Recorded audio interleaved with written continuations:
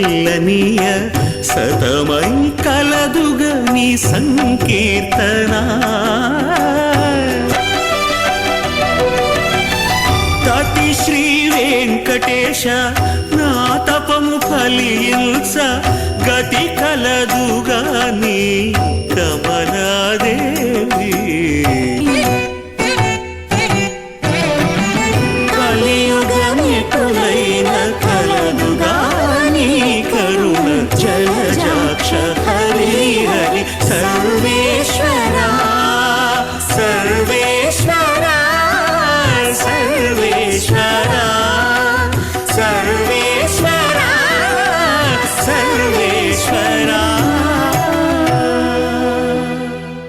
ఆపదామపహర్తారం దాతారం సర్వసంపదాం లోకాభిరామం శ్రీరామం భూయో భూయో నమామ్యహం. హరి ఓం. పరమేశ్వర స్వరూపమైన సభకి నమస్కారం.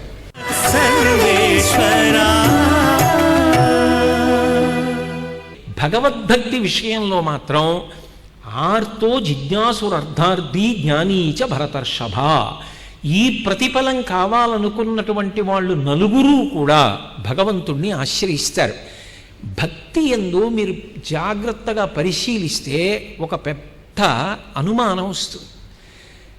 నా తల్లి పట్ల నేను భక్తితో ఉన్నాను అంటే నాకు ఆ తల్లి ఎదురుగుండా కనపడుతోంది, ఆవిడ చేసిన ఉపకారం తెలుస్తోంది, ఆమెతో నా అనుబంధం నాకు తెలుస్తోంది. నా తండ్రి పట్ల భక్తి అంటే నాకు అనుబంధం తెలుస్తోంది. నా గురువు పట్ల భక్తి అంటే గురువు చేసిన ఉపకారం కనపడుతోంది. భగవంతుని పట్ల భక్తిగా ఉండమంటే ఆయన నాకు ఏ ఉపకారం చేశాడు, ఆయన నాకు ఎప్పుడు కనపడ్డాడు? నేను ఎప్పుడైనా ఆయన మాట్లాడుతుంటే విన్నానా?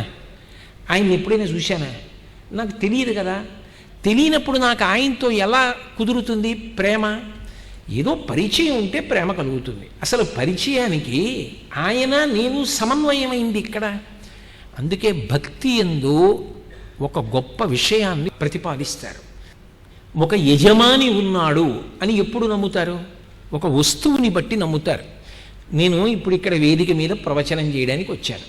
ఇక్కడ ఒక కుర్చీ వేసి ఉంది, ఈ పూలదండ సిద్ధంగా ఉంది, ఓ 2 మైకులు సిద్ధంగా ఉన్నాయి. అంటే ఈ కుర్చీ వేసిన వాళ్ళు ఒకళ్ళు ఉన్నారు కదా, ఈ పూలదండ సిద్ధం చేసిన వాళ్ళు ఒకళ్ళు ఉన్నారు కదా, ఈ 2 మైకులు సిద్ధం చేసిన వాళ్ళు ఒకళ్ళు ఉన్నారు కదా. వస్తువులు తమంత తాముగా వచ్చి నిలబడవు కదా, వీటిని ముందు సిద్ధం చేసిన వాడు ఒకడు ఉన్నాడు. నాకు ఒక పెద్ద భవనం కనపడింది అనుకోండి, భవనం ఎంత బాగుందో అని ఊరుకోను, దీనికి యజమాని ఎవరు కట్టారండి అని అడుగుతాను. మరి చిత్ర విచిత్రమైనటువంటి ఈ ప్రపంచాన్ని నిర్మించిన వాడు ఎవరో ఉండాలి కదా. భగవంతుడు ఎవరు అన్న ప్రశ్న వెయ్యవలసి వచ్చినప్పుడు ఆయన చేసినటువంటి అద్భుతాల గురించి ఆలోచన చెయ్యవలసి వస్తే అసలు కళ్ళ ముందు ఆయన చేసినటువంటి అద్భుతాలు ఎన్ని కనపడుతున్నాయి. ఒక బంతి పువ్వు ఉందనుకోండి, ఆకుపచ్చటి తొడిమి మీద చిన్న చిన్న రేకులు వృత్తాకారంగా అసంఖ్యాకంగా పేర్చబడ్డాయి. ఏది? ఆ బంతి పువ్వుని కోసి తొడిమి పట్టుకొని వెనక్కి తిప్పి దులపండి, ఒక్క పువ్వు రేకు కింద పడుతోందా? పోనీ పువ్వుగా వచ్చిందా?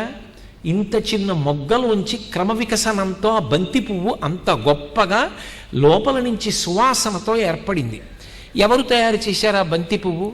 బంతి పువ్వు అలా వస్తోంది అంటే ఆ బంతి పువ్వుని తయారవడానికి ఒక శిల్పి ఒకడు ఉండాలి కదా. మనిషికి మనిషే పుడుతున్నాడు అంటే అలా పుట్టేటట్టుగా శాసనం చేసిన వాడు ఎవరో ఒకడు ఉండాలి కదా. ఈ లోకంలో మామిడి చెట్టు ఇక్కడ పెట్టి ఆ పక్కన కుంకుడు చెట్టు పెడితే 2 చెట్లు పక్క పక్కనే లేచి ఒకదాని కొమ్మల్లోకి ఒకదాని కొమ్మలు కలిసిపోయినా కుంకుడి చెట్టుకి చేదుకాయలు, మామిడి చెట్టుకి తియ్యటి పళ్ళే పండాలి కదా. అంటే కుంకుడి చెట్టు మామిడి చెట్టుతో కలిసిందని తియ్యటి కాయలు కాయడానికి వీల్లేదు, కుంకుడి చెట్టుతో మామిడి చెట్టు కలిసిందని మామిడి చెట్టు చేదుకాయలు కాయడానికి వీల్లేదు. ఏ చెట్టు ఏ కాయ పండాలో ఆ కాయే పండేటట్టుగా శాసనం చేసినటువంటి వాడు ఒకడు ఉన్నాడు కదా. బీజస్యంతరివంకురో జగదిదం ప్రాంగ్ నిర్వికల్పం పునః మాయా కల్పిత దేశకాల కలనా వైచిత్ర చిత్రీకృతం అంటారు శంకరుడు దక్షిణామూర్తి స్తోత్రంలో. మర్రి చెట్టు గింజ ఇంత చిన్నదుంటే ఆ చిన్న గింజలో అంత పెద్ద మహావృక్షమునకు సంబంధించినటువంటి వ్యూహం అంతా కూడా నిబిడీకృతమై ఉన్నది కదా. ఎవరు దాంట్లో అలా నిబిడీకృతం అయ్యేటట్టుగా చేసి ఉంచిన వాళ్ళు? అంతవరకు ఎందుకు? నేను పుట్టి పెరిగి పెద్దవాడిని అయ్యే లోపల ఎన్నో గీతలు గీశాను రకరకాల సాధనాలతో. అవన్నీ తడి తగిలితే ఆ గీతలన్నీ చెరిగిపోయాయి. కానీ ఒక మహానుభావుడు ఎవరో తెలియదు నా చేతిలో గీతలు గీశాడు. ఈ చేతిలో గీసినటువంటి గీతలు ఆ తర్వాత నేను ఎన్ని మాటలు స్నానం చేశానో, ఎన్ని మాటలు చేతులు కడుక్కున్నానో, ఏది ఆ గీతలు ఎందుకు చెరిగిపోలేదు? చెరిగిపోనటువంటి గీతలు నా చేతిలో గీసినటువంటి ఆ మహాశిల్పి ఎవరు?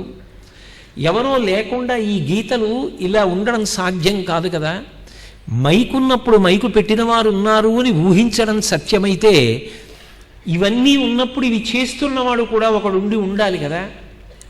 మైకు పెట్టినవారు నాకు కనపడకపోవచ్చు, కానీ ఆయన మాత్రం ఉన్నాడు. దండ తెచ్చిన వారు నాకు తెలియకపోవచ్చు, కానీ దండ తెచ్చిన వారు ఒకరు ఉన్నారు.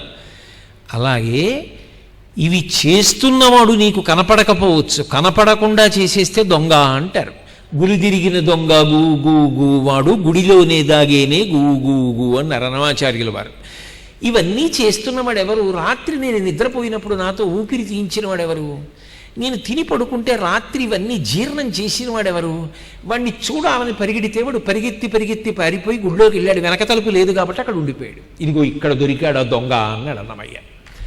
అంటే ఇవన్నీ చేస్తున్నవాడు ఒకడు ఉన్నాడు.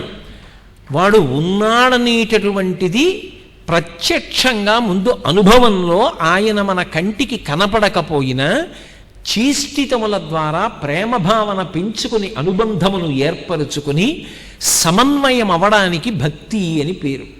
ఇది రకరకాలైనటువంటి సిద్ధాంతాలతో బాగా మనసులో ఊంచుకునేటట్టుగా పెద్దలు ప్రాజ్ఞులయ్యేటట్టుగా పిల్లల పట్ల అనుగ్రహాన్ని వర్షిస్తారు. లేకపోతే అహంకారం ఏర్పడుతుంది. నా అంత వాణ్ణి నేను ఇవన్నీ నేనే చేస్తున్నానన్న భావన వస్తుంది. మీరు చూడండి, పందిరిరాట వేయడం అని లోకంలో ఒక మాట ఉంది. పందిరిరాట వేసేటటువంటి వ్యక్తి ఏదో గొయ్యి తవ్వి ఓ కర్ర తీసుకొచ్చి పాతి అందులో 4 రాళ్ళు వేసి కాలుతో తొక్కి గుణపాన్ని వెనక్కి తిప్పి పొడుస్తాడు. వెళ్ళిపోడు. ఆ స్తంభాన్ని ఊపుతాడు. ఇంకా బాగా కదులుతోంది స్తంభం అనిపిస్తే మళ్ళీ ఇంకొన్ని రాళ్ళు తీసుకొచ్చి అక్కడ వేసి కాలుతో నొక్కి గుణపాన్ని తిప్పి వేసి బాగా నొక్కి స్తంభాన్ని ఊపి ఇది కదలటం లేదన్నప్పుడు మాత్రమే కలపకుండా వదిలిపెడతాడు. అంటే పందిరినాట తాను వేసినది తానే ఊపి చూసినట్లు భగవదనుభవాన్ని పొందినటువంటి పెద్దలు వాడు ఉన్నాడు అన్న భావన మిగిలిన వారు పొందడానికి వీలుగా భగవంతుణ్ణి పరిచయం చేయడానికి వారి అనుభవాన్ని బాగా కిందకి తీసుకొచ్చి అనేకమైనటువంటి విశేషముల చేత సువ్యవస్థితం చేస్తారు. చేసి అహంకారమును తొలగించి భగవద్భక్తిని పెంచుతారు. ఆ భక్తికి కూడా ఉత్థాన పతనాలు ఉంటాయి. ఒకరోజు భక్తి పెరుగుతుంది, ఒకరోజు భక్తి తరుగుతుంది. కానీ భక్తితో జీవనాన్ని ప్రారంభం చేస్తే దాని యొక్క చిట్ట చివరి స్థితి ఏది అంటే ఎవరి పట్ల మీరు భక్తితో ఉన్నారో వారి యందు ఐక్యమైపోవడమే దాని యొక్క చరమ ప్రయోజనం. మీరు అందుకే ఇప్పటికీ చూడండి, ఏదో పెద్ద పెద్ద శ్లోకాలతోటో పెద్ద పెద్ద పద్యాలతోటో చెప్పడం కాదు. నారదుడి వంటి మహాపురుషుడు చేసినటువంటి జ్ఞానోపదేశం చేత అమ్మ కడుపులో ఉండగా జ్ఞానాన్ని పొందినటువంటి ప్రహ్లాదాదులు భగవంతుని యొక్క ఉనికిని గ్రహించి పరవశాన్ని పొందడానికి ప్రత్యక్షంగా ఏదో రూపాన్ని చూసి కాదు, భగవంతుని యొక్క ఉనికికి సాక్ష్యములుగా మిగిలినటువంటి కర్మల చేత ఆనందం అనుభవించారు. భాగవతంలో ఒక పద్యం ఉంది. పానీయంబులు త్రావుచున్ కుడుచుచున్ భాషించుచున్ హాసలీలా నిద్రాదులు చేయుచున్ తిరుగుచున్ లక్షించుచున్ సంతత శ్రీనారాయణ పాద పద్మయుగళీ చింతామృతాస్వాద సంధానుండై మరచన్ సురారిసుతుడే తద్విశ్యమున్ భువరా అంటారు. ప్రహ్లాదుడికి భగవంతుడి జ్ఞాపకానికి వచ్చేవాట ఎప్పుడు? పానీయంబులు త్రావుచున్, మంచినీళ్లు తాగుతున్నప్పుడు గుర్తొచ్చేవట. ఎందుకు గుర్తొస్తాడు? నేను తాగుతున్నాను, నాకు ఎప్పుడు గుర్తు రాలేదే, దాహం వేసింది నీళ్లు తాగాను, దానికి దేవుడు ఎందుకు గుర్తు రావడం అంటే డబ్బాలో పప్పు అయిపోయిందా, నా దగ్గర డబ్బు అయిపోయిందా, చొక్కా చిరిగిందా, లేకపోతే పెట్టుకున్న ఉంగరం అరిగిపోయి కింద పడిపోవడానికి సిద్ధంగా ఉందా, ఇవన్నీ గమనించిన నేను అసలు నా ప్రాణములు నిలబెట్టగలిగినటువంటి నీరు శరీరం లోపల అయిపోతోంది అని తెలుసుకోగలనా? నీరు అయిపోతున్నప్పుడు ఆపో వా ఇదగం సర్వం, నీరు ప్రాణం, అది అమృతం. అటువంటి నీరు నీ శరీరంలో అయిపోతోంది, మళ్ళీ శరీరంలో నీరు పోయి అని దాహం రూపంలో చెప్తున్నవాడెవరు? భగవంతుడు. దాహం రూపంలో చెప్పి నీరు ఇవ్వకపోతే భూమి కదలకూడదు, నీరు ప్రవహించి ప్రవహించి వస్తుంది, అన్ని చోట్లకి వస్తోంది. కాబట్టి ఆ నీరు తీసుకుని తాగుతున్నాను. నీరు పల్లమెరుగు నిజము దేవుడి ఎరుగు. నీరు పల్లానికి వెళ్ళాలి, నిప్పు పైకి లేవాలి, అది భగవంతుడు పెట్టిన ధర్మం. నేను అగ్నిహోత్రాన్ని తీసుకొచ్చి ఓ అగ్ని భూమిలోకి వెళ్ళంటే వెళ్ళదు, అగ్ని పైకి లేస్తుంది. నీరు నేను పోస్తే కిందకి వెళ్ళిపోతుంది. అగ్ని పైకి లేస్తోంది కాబట్టి వంట చేసుకుంటున్నాను. నీరు అడుక్కి వెడుతోంది కాబట్టి దాహం వెయ్యగానే నోట్లో పోసుకుంటే కడుపులోకి వెడుతున్నాయి. ఈశ్వరుడు కడుపు పైకి పెట్టి నోరు కింద పెట్టుంటే, నేను కదా శిల్పిని, నేను కదా తయారు చేసేవాడిని, నాకు యాంత్రికమన్న మాట మీద బోర్ అన్న మాట ఒకటి ఉంటుందిగా. ఏం నా బోటిగాడికి బోరు ఉన్నప్పుడు ఆయనకు ఉండదా? ఎన్నాళ్ళు ఇలాగే తయారు చేస్తా. ఈసారి నేను విడుదల చేసేటటువంటి కొన్ని కోట్ల మందికి నోరు పైన పెట్టి నోరు కింద పెట్టి కడుపు పైన పెడతానన్నాడు అనుకోండి. దాహం వేసినప్పుడు ఎలా పెడుతుంది నీరు కడుపులోకి? కడుపు కింద పెట్టి నోరు పైన పెట్టడంలో ఆయన దయ లేదు. దాహం వేసిందని చెప్తున్నవాడు వాడు, నీరు ఇచ్చినవాడు వాడు, నీరు నోట్లోకి పోస్తే కడుపులోకి చటుక్కున జారిపోయేట్టు చేసినవాడు వాడు, జారిపోయిన నీటి వలన ప్రాణములను నిలబెడుతున్నవాడు వాడు. అంతవరకు ఎందుకు? బ్రహ్మాండ పిండాండ సమన్వయం వాడు కాదు చేస్తున్నది. ఈ పిండాండంలో నీరైపోతే ఎక్కడి నుంచి తేవాలి? ప్రవహిస్తున్నటువంటి గోదావరిలో నీళ్లు కమండలంతో ముంచి నోట్లో పోసుకుంటాను. బ్రహ్మాండంలో నీరు పిండాండంలో పోశాను. పిండాండంలో అశుద్ధమైనటువంటి జలం మిగిలిపోతే మళ్ళీ ఎవరు పుచ్చుకోవాలి? బ్రహ్మాండం పుచ్చుకోవాలి. బ్రహ్మాండంలోని పిండాండం పుచ్చుకుంటుంది, పిండాండంలో ఉన్నటువంటి అశుద్ధమైనటువంటి పదార్థాన్ని మళ్ళీ బ్రహ్మాండం పుచ్చుకుంటుంది. గాలి కావాలి, బ్రహ్మాండంలోంచి పిండాండం పుచ్చుకుంటుంది. అశుద్ధమైన గాలి మళ్ళీ బ్రహ్మాండం పుచ్చుకుంటుంది. అన్నం కావాలి, బయట నుంచి ఓ యాపిల్ పండు లోపల పడేశాను, మిగిలిపోయిన పిప్పి మళ్ళీ బ్రహ్మాండంలోకి వెళ్ళిపోతుంటుంది. ఈ బ్రహ్మాండ పిండాండ సమన్వయం నిరంతరం జరుగుతోంది కాబట్టి జీవితం అన్నది ఒకటి నడుస్తోంది. ఎవడు నిర్వహిస్తున్నాడు ఇదంతా? నేను నిర్వహించుకుంటున్నానా? కాదు కదా.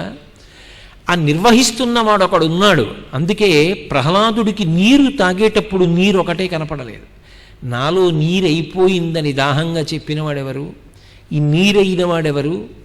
నీటికి దాహాన్ని తీర్చగలిగిన ధర్మాన్ని ఉంచిన వాడెవరు? అది కిందకే వెళ్ళాలని ఎవడు శాసనం చేశాడు? కడుపు ఇక్కడే ఎవడు పెట్టాడు? నోరు పైన ఎవడు పెట్టాడు అని ఆలోచించి అంబుజోదర దివ్యపాదారవింద చింతనామృతపాన విశేషమత్త చిత్తము ఏ రీతి విషయంబు చేరనీర్చు, ఇతర విషయంబు చేరనీర్చు. ఏ పని చేస్తున్నా భగవంతుడు జ్ఞాపకానికి వస్తుండేవాడు. అంటే నిజానికి భగవంతుని యందు భక్తి పొందడానికి పూజామందిరము ప్రాథమికమైనటువంటి సాధనము మాత్రమే తప్ప ఎప్పుడూ పూజామందిరంలో ఉంటే మాత్రమే భక్తిగా ఉంటానండి అంటే అది రావణ భక్తి అవుతుంది. పుష్పక విమానంలో ఆయనకు ఒక మందిరం ఉండేది, అందులో గజలక్ష్మి ఉండేది. నియుజ్యమానాస్సు గజాస్సు హస్తా సఖేశ్చరా త్వత్పలపత్రహస్తా లక్ష్మీస్తథా పద్మిని పద్మహస్తా అని ఏనుగులు పద్మకింజిల్కములతో లక్ష్మిని అభిషేకిస్తుండేవి. అక్కడికి వెళ్ళి నమస్కారం చేస్తాడు. తెల్లవారుజామున గృహలక్ష్మి గృహే గృహే, పక్క ఇంట్లో ఎదురింట్లో వెనకింట్లో ఉన్నటువంటి ఇల్లాలు లక్ష్మీ స్వరూపిణి, ఆమె యందు కామభావనతో చూస్తాడు.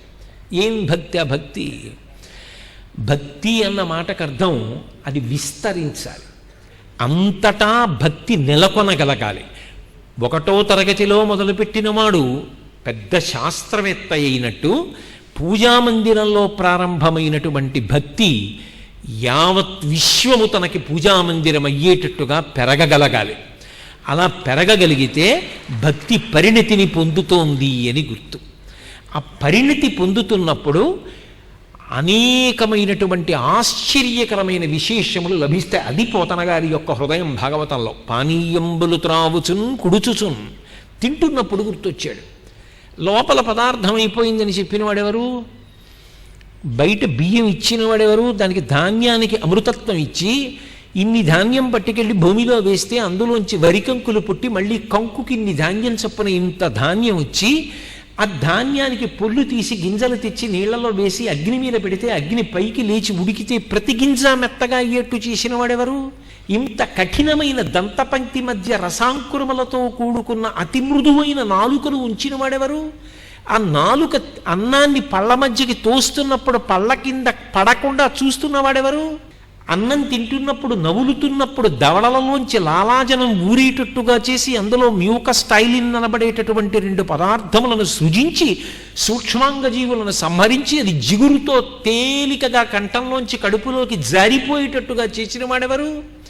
లోపల కవ్వంతో చిలికినట్టుగా చిలికించి పిప్పిని వదిలిపెట్టి సారభూతమైన పదార్థాన్ని గ్రహించి ప్రేగులకు అందించిన వాడెవరు? ఎవడో లేకుండా ఎవడు చేస్తున్నాడు? లోపల నేను రాదుగా చేసింది. నోరు దాటిన తర్వాత వాడొకడు ఉన్నాడు, వాడు చేస్తున్నాడు ఇవన్నీ. కాబట్టి కుడుచుచున్ భాషించుచున్ మాట్లాడుతూ 84 లక్షల జీవరాశులలో మనుష్యుడు వినా మాట్లాడగలిగిన వాడు లేడుగా, మనుష్యుడు ఒక్కడేగా.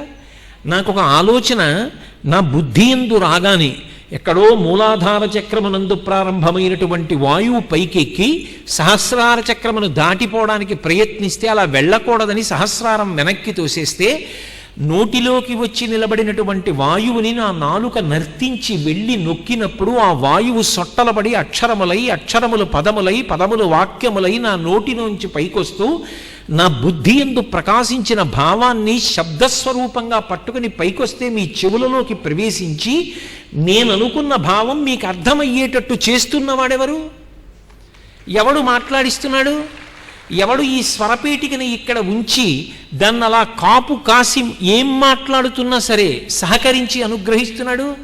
ఆఖరికి వాడిచ్చిన స్వరపేటికతో వాడినే తిట్టిన ఓ పసిపిల్లవాడు తెలియక మహావిద్వాంసుడైన తాతని వచ్చి మనవడు కాలుతో తంతుంటే ఎత్తుకుని ఒళ్ళో కూర్చోపెట్టుకుని తన్నకుండా 2 కాళ్ళు పట్టుకుని కూర్చున్నటువంటి తాతగారి యొక్క ప్రేమలా భగవంతుడిచ్చిన స్వరపేటికతో భగవంతుడిని తిడుతున్నా సరే చూసి నవ్వుతూ నిలబడిన ఉదారుడెవరు? వాడి గురించి ఆలోచించడంలో ఇవి మరిచిపోయాడు ప్రహ్లాదుడు, లోకాన్ని మరిచిపోయాడు. అది భక్తి. పానీయంబులు త్రావుచున్ కుడుచుచున్ భాషించుచున్ హాసలీలా నిద్రాదులు చేయుచున్ తిరుగుచున్ లక్షించుచున్ సంతత శ్రీనారాయణ పాదపద్మయుగళీ చింతామృతాస్వాద సంధానుండై మరచన్ సురారిసుతుడే తద్విశ్యమున్ భూవరా. విశ్వాన్ని మరిచిపోయాడు, విశ్వనాథుణ్ణి దర్శించగలిగాడు. ఎక్కడ చూస్తావు విశ్వనాథుణ్ణి? విశ్వమునందు కనపడాలి. లోకేశ్వరుణ్ణి ఎక్కడ చూస్తావు? లోకమునందు కనపడాలి తప్ప ఇది విడిచిపెట్టి ఎక్కడికో వెళ్ళి భగవంతుణ్ణి ఎలా దర్శనం చేస్తావు? వాడి ఇక్కడ చూడాలి తప్ప వేరొక చోటికి ఎక్కడికో వెళ్ళిపోతే దొరికేవాడు కాడు. అంతర్ముఖ సమారాధ్య బహిర్ముఖ సుదుర్లభ. దృష్టికోణం మారి లోపలికి వెడితే ఆ బుద్ధి చేత దర్శనం అవ్వాలేమో తప్ప కేవలం పైచూపుతో మాత్రమే దర్శనం అయ్యేటటువంటి వాడా పరమేశ్వరుడంటే? ఎరుకలోకి వచ్చేటటువంటి వాడా కాడు. అందుకే ప్రాజ్ఞులైనటువంటి వారు అనుసరించి వెళ్ళినటువంటి మార్గము భావన యందు సువ్యవస్థితమైన నాడు పెద్ద పెద్ద శ్లోకాల రూపంలో మంత్రాల రూపంలో ఉండదేమో కానీ సారవంతమైనటువంటి జానపదుల వాక్కుల రూపంలో కూడా ఆవిష్కృతమవుతుంది. సారవంతమైనటువంటి భావన ఆ భక్తి మనసులో కలిగితే చాలు. ఇప్పటికీ పల్లెపట్లులో వెంకటేశ్వర స్వామి వారిని సాయంకాలం పూట ఊరేగింపు చేస్తారు. నేను మా తూర్పుగోదావరి జిల్లాలో కొన్ని గ్రామాలకి ప్రవచనం చేయడానికి వెళితే ఏదో అలవాటు కొద్దీ సాయంకాలం 6:30కి వెళితే అయ్యో ఇక్కడ 6:30కి ప్రవచనం ఉండదండి, మొదటి రోజు కదా మీరు తెలియక వచ్చేసారు కూర్చోండని రాత్రి 8:30కి పలహారం కూడా పెట్టేసి నాకు కన్నుబడిపోయే వేళటికి 9:30కి ప్రవచనం. ఇది 9:30కి ప్రవచనం ఏమిటంటే అక్కడ రైతులు ఏం చేస్తారంటే వాళ్ళు వ్యవసాయ పనులన్నీ ముగించుకుని ఇంటికి వెళ్ళి స్నానం చేసేసి పలహారం కూడా చేసేసి వచ్చి కూర్చుంటారు. కానీ కనురెప్ప పడదు, అంత భక్తితో వింటారు. వాళ్ళు ఏదో రామాలయానికి వెడతారు, ఓ పల్లకి దింపుతారు, అందులో 2 కొయ్యమూర్తులు పెట్టుకుంటారు సీతారాముల్ని, వీలైతే లక్ష్మణస్వామి ఆంజనేయ స్వామి. కొంతమంది పట్టుకుంటారు, కొంతమంది కాగడా పట్టుకుంటారు. కావాలని ఎదురొస్తారు. ఉన్నాడయా దేవుడు ఉన్నాడయా కన్నులకు కనిపింపకున్నాడయా అని పల్లకి పట్టుకున్న వాళ్ళు అంటారు. ఈ కాగడా పట్టుకున్న వాళ్ళు అంటారు కనిపింపకేమి చేస్తున్నాడయా అంటారు. ఉన్నాడు దేవుడు వాడే రాముడు అంటున్నావుగా, వాడు కళ్ళకి కనపడంటున్నావుగా, మరి కనపడకపోతే ఏం చేస్తున్నాడు అంటే వాళ్ళు అంటారు పల్లకి పట్టుకున్న వాళ్ళు, లోకాల చీకట్లు పోకర్పగగనాన రవిచంద్ర దీపాలనుంచాడయా, ఉన్నాడయా దేవుడున్నాడయా, కన్నులకు కనిపింపకున్నాడయా. తెల్లవారేటప్పటికి సూర్యబింబం రూపంలో వచ్చి ఆహారం ఏర్పడడానికి, చెట్లలో ఆ పత్రహరితం ఏర్పడడానికి కారణభూతమైనటువంటి లోకబాంధవుడెవరు? ఏ మహానుభావుడు? తిక్కన గారు విరాటప్రవం చేస్తూ అంటారు, నిరజాకరములు నిష్టయి చేసిన భవ్యతపంబు ఫలమనంగా దినసముఖాకి నందిత చక్రయుగ్మకంబులయనురాగంపు బ్రూవనంగా హరిహర బ్రహ్మ మహానుభావంబులొక్కటింకాగరగిన గట్టి అనగా అతుల వేదత్రయలతికాచయుము పెనుబొందన్ పుట్టెడు మూలకందమనగా అఖిల జగముల కందెరయగుచు జనసమాజ కరపుట హృదయ సరోజములకు ముకుళనంబును జృంభణంబునర్చి భానుబింబంబు పూర్వాద్రిపై వెలింగే అంటారు.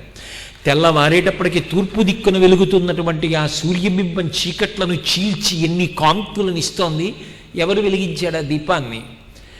ఇంత వెలుతురు తట్టుకోలేక బడలిపోయారని రాత్రి అయ్యేటప్పటికీ అమృతకిరణుడై చల్లతనాన్ని ఇచ్చేటటువంటి చంద్రుడు అన్న దీపాన్ని వెలిగించినటువంటి వాళ్ళెవరు అంటే, లోకాల చీకట్లు పోకార్పగగనాన రవిచంద్ర దీపాలను ఉంచాడయా, ఆధారమే లేక అలరారుచున్నట్టి ఆకాశమును అట్టె నిలిపాడయా, లక్షలాదిగనున్న నక్షత్రముల నెల్ల భూమిపై రాల్కుండా ఉంచాడయా, ఉన్నాడయా దేవుడున్నాడయా, కన్నులకు కనిపింపకున్నాడయా. జీతబత్తెము లేక మన అందరి కొరకు గాలిలో సురుటీలు తిప్పాడయా. గాలి అందకపోతే ప్రాణాలు ఎలా నిలబడతాయి? భూమిలో గాలి కూడా ఎక్కడ ఉండిపోతానంటే ఎలా? గాలికపోతే విసిరికర్ర పెట్టి విసురుకున్నట్టే అందరి ప్రాణుల దగ్గరికి వెళ్ళమని గాలిని ఇలా తోస్తున్నట్ట. జీతం ఇచ్చామా, బత్తెం ఇచ్చామా? జీతబత్తము లేక ప్రాణులెల్లరి కొరకు గాలిలో సురుటీలు తిప్పాడయా. పొంగి పొరలుచు వచ్చి నేలపై పడకుండా కడలి రాయుడి కాళ్ళు కట్టాడయా. సముద్రుడు తలుచుకుంటే ఎంతసేపు భూమి మీదకి వచ్చేయలేడు. ఓ గోను బస్తాలో ఓ మనిషిని పెట్టి కట్టేస్తే కాళ్ళు చేతులు గుంజుకున్నట్లుగా భూమి మీదకి వచ్చి పడిపోకుండా చెల్లి కట్ట అక్కడతో ఆగిపోయి కెరటం వచ్చి పడిపోయి వెనక్కి వెళ్ళిపోవాలి తప్ప భూమి మీదకి రావడానికి వీల్లేదు. ఎవడు చూపుడు వేలు చూపించి కాపాడుతున్నాడు సముద్రం భూమి మీదకి రాకుండా? కాబట్టి పొంగి పొరలుచు వచ్చి భూమిపై పడకుండా కడలి రాయుడి కాళ్ళు కట్టాడయా. అన్ని లోకాలలో ఎల్ల ప్రాణులకును అన్నపానాలిచ్చి కాపాడాడయా. అన్ని లోకాలలో ఉన్న సమస్త ప్రాణులకు అన్నమిచ్చి కాపాడుతున్నవాడు వాడు కాదు. ఇన్ని పనులున్నవాడెన్నటికో కనిపించునన్నమాట నమ్మకున్నారయా. ఏ పని లేనివాడైతే ఎప్పుడు కావాలంటే అప్పుడు కనపడతాడు. ఇన్ని పనులు ఉన్నవాడు అస్తమానం వచ్చి మనం కళ్ళ ముందు కూర్చోమంటే ఎక్కడ కూర్చుంటాడు? అందుకు కనపట్టలేదన్నారు. అంటే అప్పుడు వాళ్ళు కూడా కాగడా పట్టుకున్న వాళ్ళు కూడా ఉన్నాడయా దేవుడు ఉన్నాడయా, కన్నులకు కనిపింపకున్నాడయా అని పల్లకి పట్టుకుని చిందులేస్తూ ఊరేగించి తీసుకొచ్చి స్వామివారిని లోపల పెట్టేసి పల్లకి 2 తాళ్ళతో కట్టేసి గోడకు పెట్టేసి వెళ్ళి పడుకుంటాడు. అంటే ఏమీ తెలియనటువంటి అమాయకులైనటువంటి జానపదులు కూడా భగవంతుడు ఉన్నాడు ఉన్నాడు ఉన్నాడు అన్న భావనని ఆయన చేస్తున్నటువంటి చేష్టితముల ద్వారా ఆవిష్కరిస్తారు. అటువంటి భగవద్భక్తి యందు పరిణతి పొందుట అని ఒక మాట ఉంది లోకంలో. భగవద్భక్తి యందు పరిణతి పొందడం అన్న మాటకు అర్థం ఏమిటి అంటే, భగవంతుని యొక్క ఆరాధన చెయ్యడం తప్పని ఎవ్వరూ ప్రతిపాదన చెయ్యరు, కానీ భగవంతుని యొక్క పూజ ఎందుకు చేస్తున్నామన్నది తెలుసుకుని చేయడం పరిణతి. హితమైన ఇహపరాలు ఇష్టమైన వెళ్ళనీయ సతమై కలదుగా నీ సంకీర్తన. తటి శ్రీ వెంకటేశ నా తపము ఫలించ గతి కలదుగా నీ కమలాదే.